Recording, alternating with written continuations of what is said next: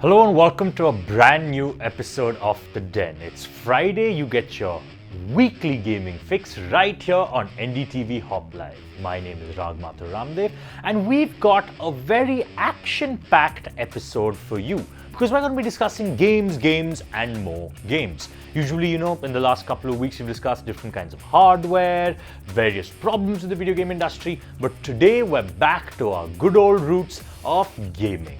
We're going to start by talking about, one of the most popular games in India, one of the most popular franchises in India, FIFA. Now, FIFA 19, actually FIFA 20 is about to come out, but FIFA 19 actually did really well. And why is it that FIFA 19 did so well? Well, I think it's primarily because of the journey. Now, the journey is FIFA's take on a little bit of a story to tell. It's a bit of an RPG mechanic within FIFA 19. So we thought here on The Den, we would go ahead and review, just the journey, because FIFA is a game I have already reviewed. But I don't think I spent enough time reviewing the journey as a whole.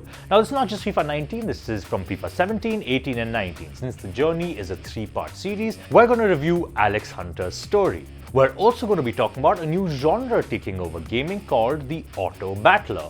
We actually spoke about it a couple of weeks ago, but today, since it's actually been quite a while since the release of Teamfight Tactics, the game by Riot, we thought we'd take a look at how well the game is doing. I am actually a huge fan of the game. I've been grinding the game out for hours and hours. I thought I'd share my experience with you. And finally, we're going to talk about nice little strategy mechanics in the wonderful game Civilization 6. So 3 different games, 3 different stories. You know where you are. Welcome to The Den.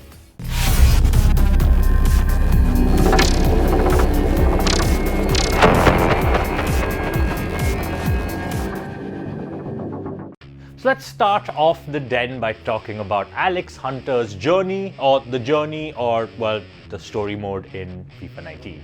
So let's go ahead and ask ourselves, why did FIFA actually introduce an RPG element in their games? Now, sports RPG games are actually very hard to come by. They are just a handful. So I see FIFA saw this as an opportunity to make yourself feel like, hey, within the sports game genre, you can actually have a story that is fulfilling. Now, one thing I will say about the journey is that it is a bit cliched, as well as it gives you a lot of illusion of choice. Illusion of choice in gaming is something that is there in various games, but I feel like the journey really highlights it well. And I mean, badly, because illusion of choice is a bad thing. Because a lot of parts in the journey you are given various decisions to make, but they seem kind of inconsequential. And that's why I feel like it gives you this illusion of, hey, you can take Alex Hunter wherever you want to, but not really. And that's why I have a bit of a problem with the illusion of choice. But that's enough with the negatives. Let's move on to the positives. Now, starting from FIFA 17, Alex Hunter's journey begins with him being recruited into his favorite Premier League club. Now, you get to choose that Premier League club, of course, and when you choose that Premier League club, you have to battle it out amongst, to actually make it to the starting 11. And once you make it to the starting 11, the gameplay mechanic involves you, Alex Hunter, in the game actually having to perform really well. Because Alex Hunter is a sole character inside the game, inside the team. And it's not really about the team really doing well, it's about Alex Hunter doing well. And that gameplay mechanic is actually kind of fun to play around. I really enjoyed trying to set up Alex Hunter to do well, and that way it was very fulfilling, because the absolute showmanship and just the overall grandiose of, the footballing world definitely comes across in Alex Hunter's journey, especially in FIFA 17, because when you're introduced to him, one of the first levels you play is him when he's really young, and it's a penalty shot, and him, being recognized by this really talented scout. And then this scout takes you under and then tries to get you into the Premier League, which you end up doing. And then you are given the opportunity to maybe move to Real Madrid, and you are overjoyed by this. So you decide, hey, you know what, I'm going to take this chance. But it turns out your agent sort of messed up. And because you seeked interest in, Real Madrid, your initial club in the Premier League also drops you. So you are made to move to the MLS, which is, Major League Soccer in America. This is by far the lowest point of the journey. It almost feels like it's a bit forced. I actually don't like this part of the journey at all. Yes, it has some interesting tidbits with, Alex Hunter meeting his half-sister, meeting his father, trying to, reconnect that bond, because Alex Hunter definitely has a complicated family relationship. His grandfather, Jim Hunter, was a world-renowned footballer and, he's trying to follow in his footsteps. His father was also a footballer, but couldn't quite make it to the big stage. And we see Alex Hunter and his father's relationship being quite frayed because his father constantly pushes Alex to be the best footballer he can, but in a very negative way. And that's why when you move to the MLS and move to America, you find out that your father is over there and you try to reconnect your relationship with your father because your father's actually remarried and has a daughter now, and your half-sister is actually also a football player. Surprise, surprise. And that's what I mean by cliched. The story of the journey is a bit cliched, but it's okay. I mean, I can't really expect more from EA and FIFA. So you're in the MLS and you're playing for an American team, and at that point you are just trying to make yourself feel recognized to get yourself back to Europe, which you end up doing. So that's how FIFA 18 is encapsulated, you returning to Europe after doing really well in America.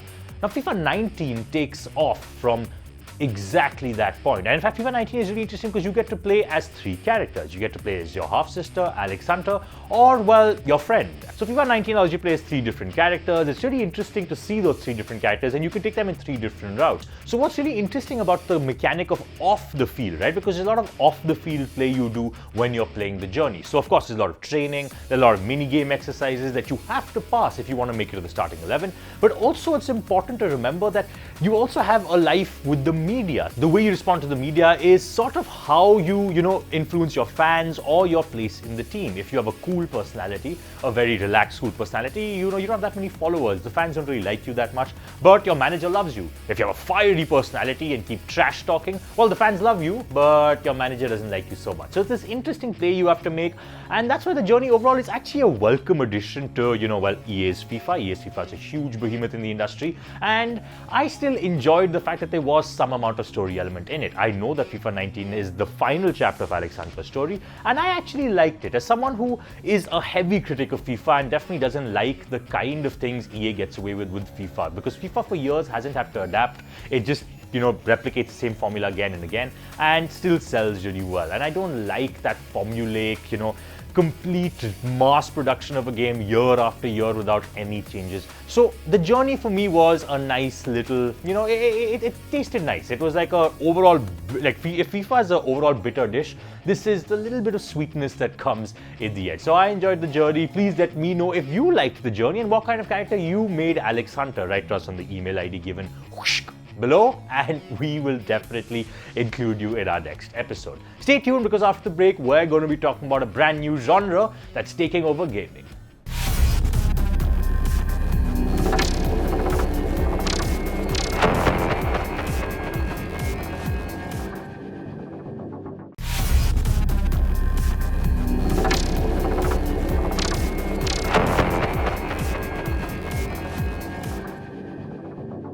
Welcome back after the break, welcome back to the den, and we are talking about, well, a brand new genre of gaming that's taking it over, the auto battler. It's a bit of a mouthful. I actually struggled a lot with saying auto battler. There are many takes that hopefully you will never see. Maybe Sharath is evil and releases those bloopers. But anyway, let's talk about the auto battler, and in specific, let's talk about Teamfight Tactics. Now, Teamfight Tactics is a game by Riot Games, the same people that makes League of Legends, and this is their second game. And Teamfight Tactics is a whole lot of fun. And I'm not just saying this as a League fanatic. I genuinely have stopped playing League and I've only been playing Teamfight Tactics. And what makes Teamfight Tactics so interesting is the various ways that you can play the game. Now, auto battlers in general are actually really strategic in a way where you have to decide what you're doing given the resources you have. So for example, in TFT, short for Teamfight Tactics, you have certain pieces on the board that go ahead and correspond to different strengths and weaknesses. So for example, if you are playing with nobles, now nobles are a class within Teamfight Tactics. Now if you have 6 nobles on the board, you gain extra defense and also heal on every attack. And that kind of bonus is only achieved when you have all 6 nobles. Usually in the game, you don't really have more than 8 players on the board. So it becomes a strategic thing about, should I commit to, this 6 noble strategy, or should I maybe get 3 nobles, get the tiny buff, and try to get, let's say, a different bonus, like 3 pirates, or 3 brawlers, or 4 wild.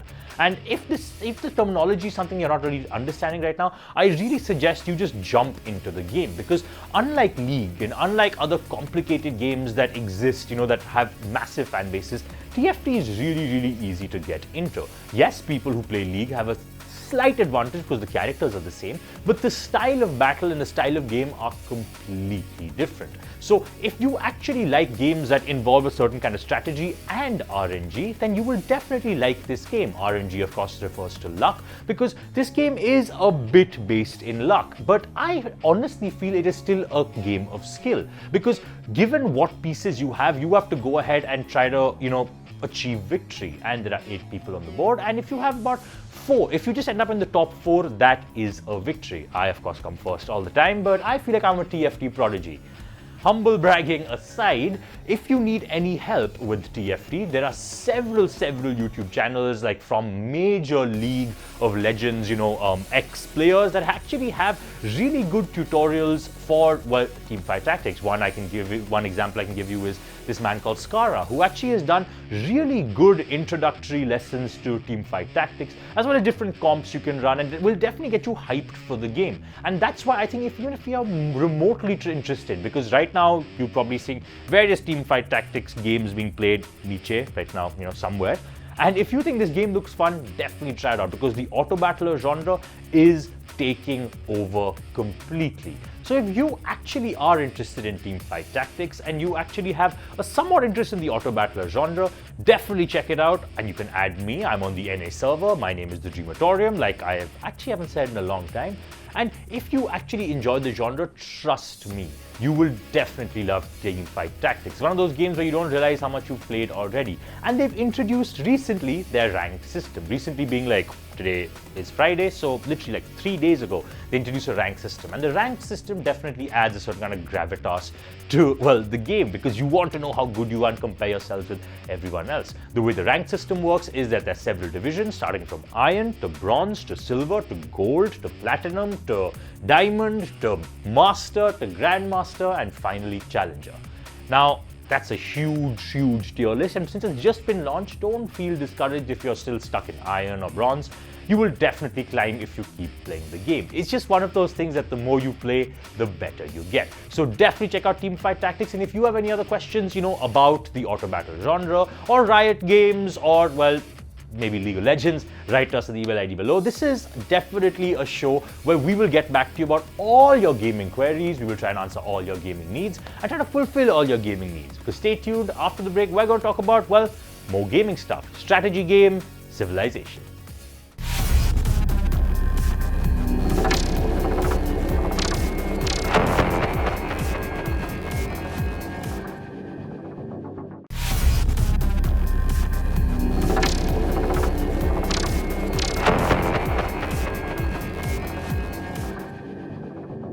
Welcome back after the break. Welcome back to the den. We are doing our gaming special episode.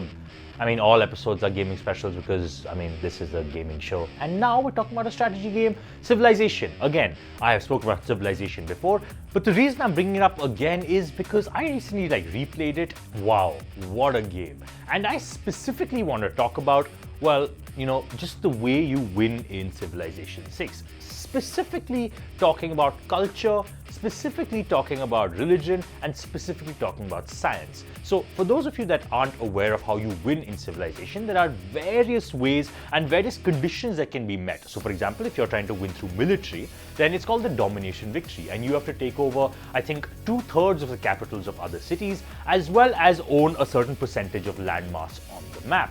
But I'm not talking about domination. I'm going to talk about religion, culture, and science. So let's start with religion. So very early on in the game, you can go ahead and establish your religion, and that actually is a bit of a fun playthrough early game, because you can go ahead and establish your religion, and classically, whenever I do that, I name my religion, well, atheism, and then I go ahead and spread my atheism across the lands. It's really fun to see, people struggling. If for example, they've founded a new religion, let's say it's Christianity, then I will go ahead and take my units and take them to them and be like, no, atheism is the answer, and try to spread atheism. Religious victories are really hard, but they're really, really fun, because you sort of role play this weird religious war that you're fighting with the religion you have founded. And that's what I find really, really interesting, because religion also allows you to go ahead and build really, really unique units, as well as unique, monuments. So for example, you can actually build various world wonders that boost your religion and boost your religion's reach. And that's why religion for me is a really interesting playthrough, because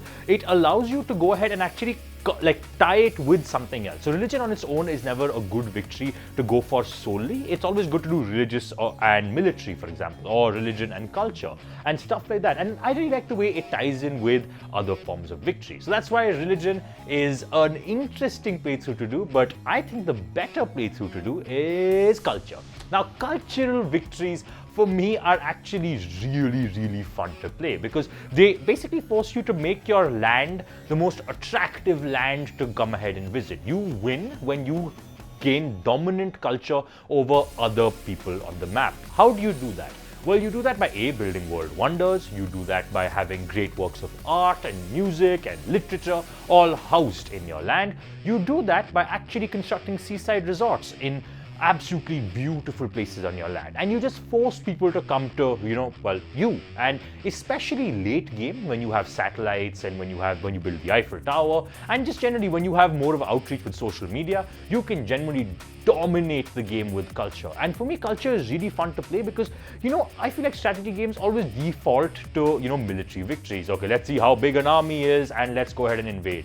But culture is very, very different. Culture forces you to think differently, forces you to adapt to a situation where, I've been at the receiving end of cultural victories when I've been playing the military style, and I can do nothing. I can invade them militarily to try and stop the culture, but it doesn't help. They still keep sending you this massive amount of culture. And that's why it's really interesting. In fact, the cultural victory, the statement is really funny, where it says, everyone is listening to your music and wearing your jeans, which I guess is sort of representative of the way that we look at culture even currently, right? We're all so Americanized in our music, in our movie taste, in the clothes we wear, and that's what it's hearkening to. A cultural victory is one where everyone believes that your lifestyle is the way to live, and we'd love to live your lifestyle. And I really like the fact that they simulated it in the game.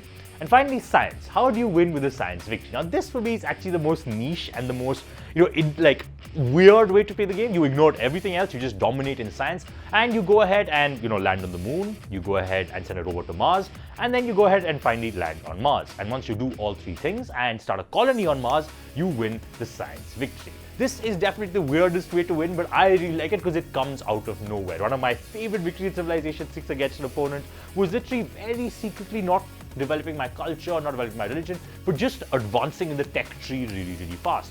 Upon doing so, they had no idea what was coming. I just landed on Mars. They were about to win the game, but because my science was so far ahead, I could go ahead and reach Mars and win the game. And that's what makes Civilization 6 such an addictively amazing game. There are different ways to play it, and all of them are viable. And because all of them are viable, you can go ahead and not pigeonhole yourself to one play style. And I love that about Civilization 6 as a strategy game. Thank you for watching this week's episode of The Den. I had a lot of fun filming this week's because I got to go back to what I really enjoy, which is just, gaming and talking about different aspects of gaming. Yes, we will still do hardware stuff, don't you worry. I have Sharat, who is by far the biggest hardware expert I have ever met. So if you want more hardware stuff, again, write to us below and we will definitely get back to you about different specs and just a whole lot of hardware stuff. But until next week, my name is Rag. Next week, my name will still be Rag, and I'll see you on The Den.